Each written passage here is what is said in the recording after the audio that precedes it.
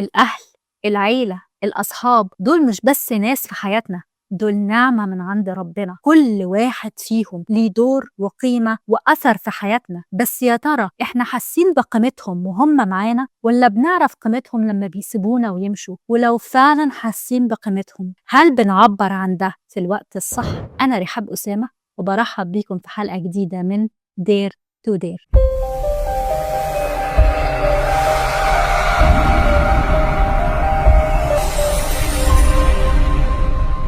هل فقدان الشخص هو اللي بيحدد قيمته في حياتنا؟ الحقيقة اللي كلنا عارفينها إن وجودنا في الدنيا مؤقت. مفيش حاجة في الدنيا بتفضل للأبد، كل حاجة ليها بداية ونهاية. حتى العمر رحلة ليها بداية ونهاية، وأحيانا النهاية بتيجي من غير إنذار وفجأة، واللي كان وجوده مالي المكان بصوته وضحكته الحلوة بيبقى ذكرى. النهاردة أنا مش هتكلم عن الحزن وألم الفراق، لأن مفيش كلام يوصفهم. أنا هتكلم عن اللي بيوجع أكتر من الفراق نفسه، الكلام اللي بنقوله لنفسنا واللي بدل ما يواسينا بيضاعف ألمنا. الندم، أنا قصرت، كان زعلان مني، كان نفسي تعرف. طب ليه نستنى الفقد علشان نحس بالإيمان؟ ليه نستنى الغياب علشان نقول اللي جوانا؟ وحتى لو إحنا فعلا عارفين القيمة وعارفين قيمة الناس اللي في حياتنا وهم لسه معانا، هل بنعبر؟ بنقول اللي في قلبنا؟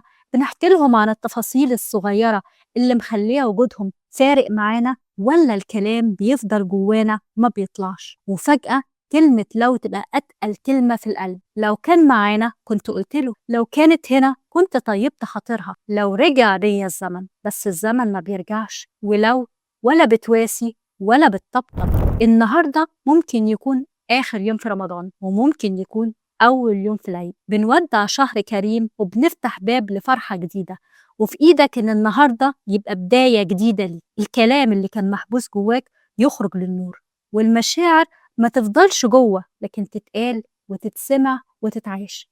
مش لازم نستنى اللحظة المناسبة، لأننا نقدر نخلي كل لحظة مناسبة. لو الشخص مش معانا دلوقتي، دي مش النهاية، دي بداية لطرق تانية نقدر بيها نعبر، نعتذر، نسامح ونقدر.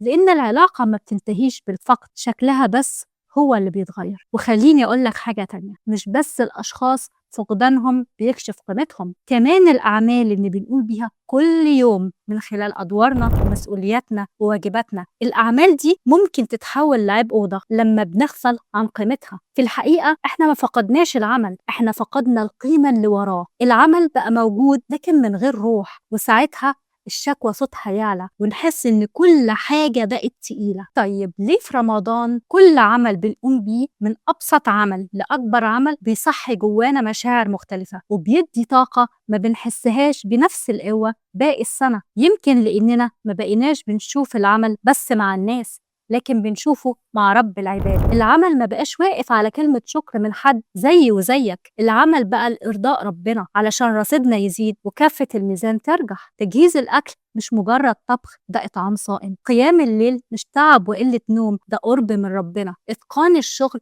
مش روتين، ده عبادة. ولمة العيلة مش مجرد واجب، دي صلة رحم. في رمضان بنربط العمل بقيمة أكبر وأعلى منك ومني، والقيمة هي اللي بتحركنا وبتجدد طاقتنا. وبره رمضان بننسى القيمة، فبتبقى الحركة تقيلة والطاقة أقل. لكن الحقيقة إن مفيش حاجة اتغيرت، هو نفس العمل ولسه ليه نفس القيمة. إحنا بس اللي محتاجين نفتكر، وعلشان نرجع المعنى اسأل نفسنا سؤال بسيط: لو العمل ده اختفى من حياتي، إيه اللي هيتغير؟ ومن هنا هنبدأ نشوف قيمته الحقيقية. لو بطلت أطبخ، مش بس الأكل اللي هيختفي، لمة العيلة هتتأثر. لو بطلت أرتب البيت، مش بس النظام اللي هيروح، الإحساس بالراحة والأمان هيقل. لو بطلت أسمع، مش بس الكلام اللي هيقل، ممكن حد قريب يحس إنه بقى بعيد. القيمة مش في حجم العمل ولا في الوقت اللي بياخده، القيمة في الأثر اللي بيسيبه. الخلاصة إن الفقدان بيكشف القيمة الحقيقية، لكن الحكمة مش إننا نستنى الفقد، الحكمة إننا نعيش وإحنا واعيين بالقيمة. نشوف قيمة الناس قبل ما يغيبوا عننا، ونشوف قيمة العمل قبل ما يتحول لعبء، نقول اللي جوانا قبل ما نندم، ونعمل حتى أبسط الأعمال وإحنا شايفين الأثر، لأن الأثر هو اللي بيكشف القيمة الحقيقية، والقيمة هي اللي بتثبت النية